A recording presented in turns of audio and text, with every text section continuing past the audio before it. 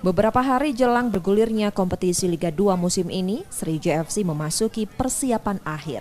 Selain mematangkan kondisi fisik, Neil Maizar, pelatih Sriwijaya FC, tengah mematangkan taktik dan strategi. Saat ini pasukan Sriwijaya FC sedang menunggu jadwal pertandingan Grup A yang belum dirilis PT LIB. Namun Sriwijaya FC memastikan siap kapanpun bertanding. Kita udah mulai kelihatan lebih chemistry-nya udah kelihatan bagus, sudah mulai kompak, kondisi udah mulai bagus juga.